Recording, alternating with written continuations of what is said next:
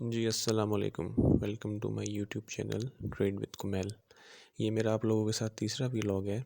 इसमें हम डिस्कस करेंगे रिगार्डिंग सपोर्ट एंड रेजिस्टेंस। पहले दो व्लॉग्स में हमने आपके साथ डिस्कस किया था trend line, bullish trend, bearish trend, sideways market क्या होती है। और दूसरे व्लॉग में हमने आपके साथ डिस्कशन की थी कि डिफरेंट जो सवालात होते हैं ट्रेडर्स के जहन में ट्रेड को लेके के ब्रोकर्स के मुतालिक, और जितने भी कि कहाँ अकाउंट खुलवाएं, रजिस्टर्ड और अनरजिस्टर्ड बॉडीज़ जो होती हैं उनके साथ किस तरीके से काम करना है आपने। उम्मीद है आपके काफ़ी सवालात जो होंगे हल हो गए होंगे, काफ़ी लोगों को जवाबात मिल गए होंगे। और अगर जिनको नहीं मिले वो मुझे कमेंट बॉक्स में मैसेज कर सकते हैं। इंशाल्लाह उनकी क्यूरीज़ का भी जवाब दे दिया जाएगा। अच्छा, आप आ जाते हैं आज के टॉपिक की तरफ। मैं आपको ट्रेडिंग व्यू पे ले चलता हूँ।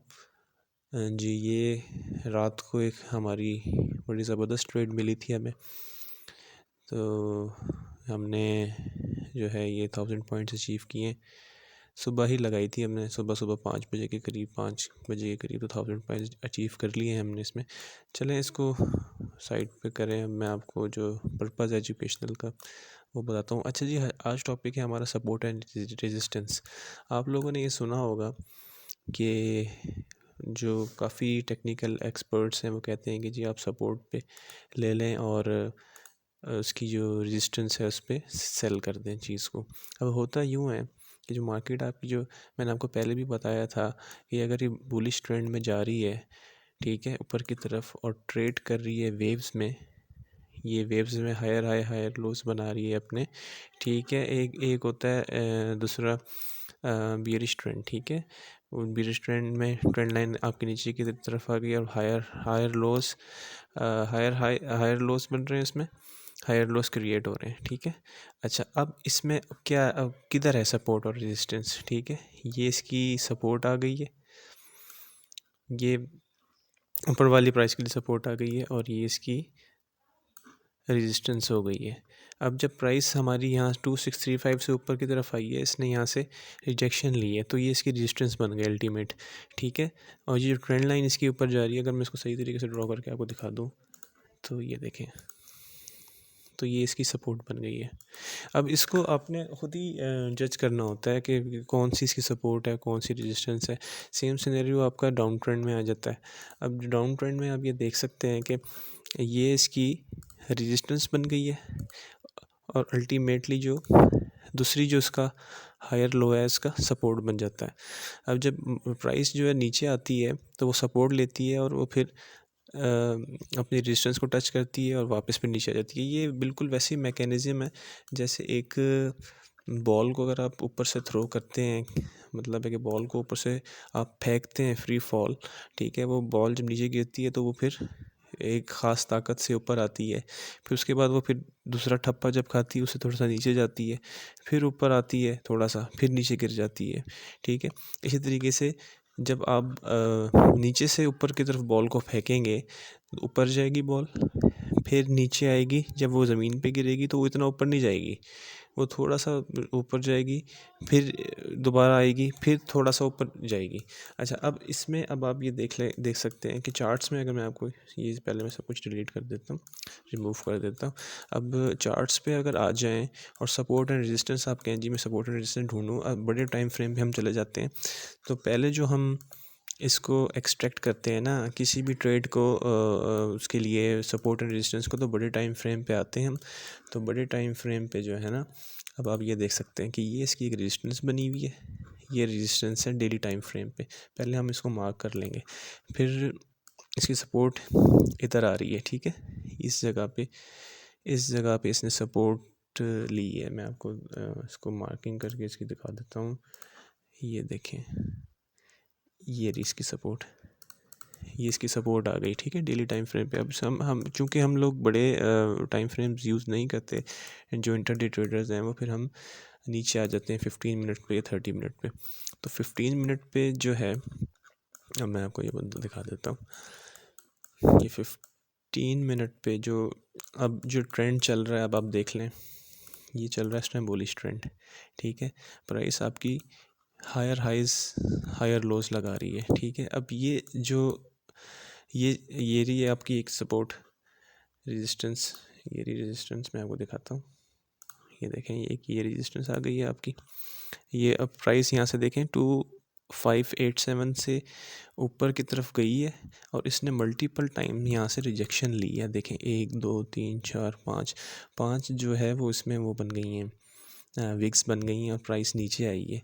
और प्राइस फिर जो अल्टीमेटली इसका हाई था, ये देखें इस कैंडल का जो हाई था उसने इसको सपोर्ट बनाया, उसने इसको सपोर्ट बनाया, नीचे आई, यहीं से बाउंस बैक किया उसने, ठीक है। अब इसने जो करंट अपना रेजिस्टेंस बना दिया है वो ये एरिया है, ये एरिया इसको इसने सपोर्ट बना दिया है।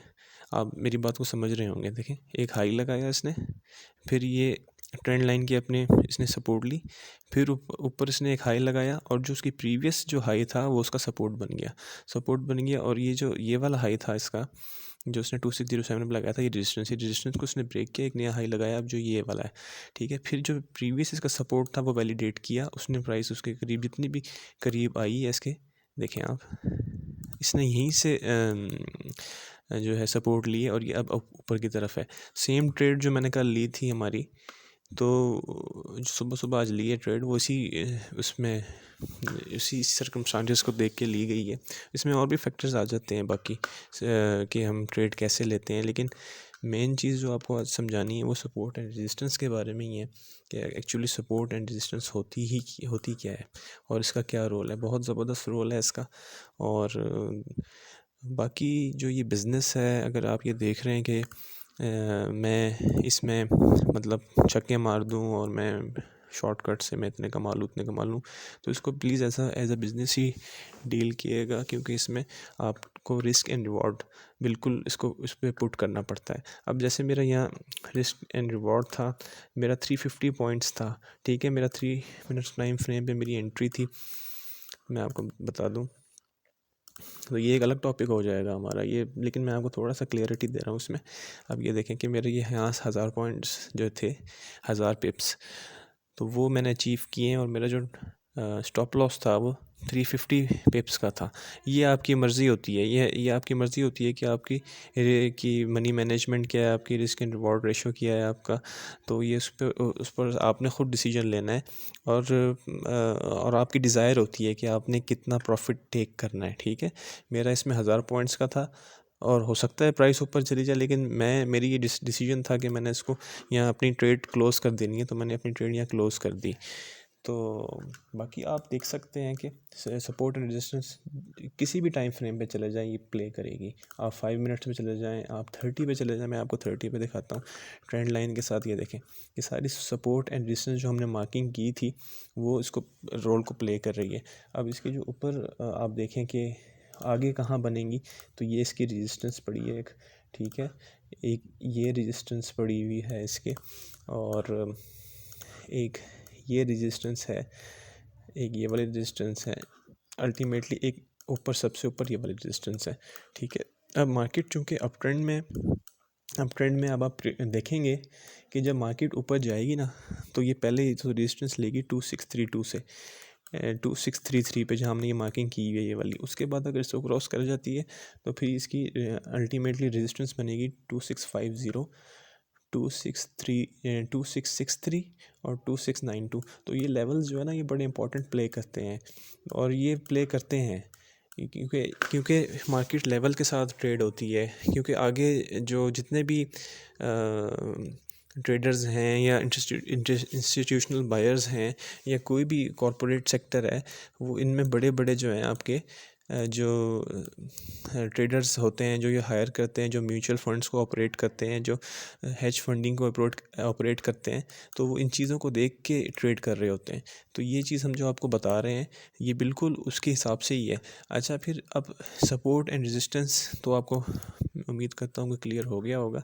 अब इसमें और जो दूसरी बातें हैं, अब जैसे असेंडिंग ट्राइंगल, ये हम बाद में डिस्कशन करेंगे, क्योंकि आप पहले ये थोड़ा सा डाइजेस्ट कर लें ये चीज़ें, ताकि ये क्लैरिटी आपके जहन में आ जाए।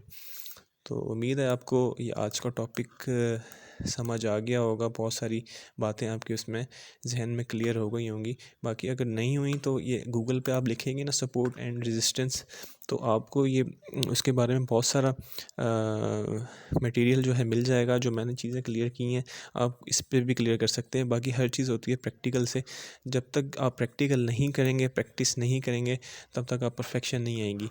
तो लिहाजा प्रैक्टिस करते रहें। ये कोई 1 या 2 दिन की प्रैक्टिस नहीं है, ये बिज़नेस है, ये लाइफ टाइम अर्निंग है। अगर ये आपको आ गई तो इंशाल्लाह आपको किसी की मोहताजी की ज़रूरत नहीं है। उम्मीद है कि आपको आज का लेक्चर समझ आ गया होगा। तो जो भी आपकी क्यूरीज़ हों आपने वो इनबॉक्स करना है, मैसेज करना है, ताकि उसको हम फर्दर डिस्कस भी कर लें और आपके सवालों का जवाब भी दे दें। तो बराए मेहरबानी चैनल को सब्सक्राइब करें।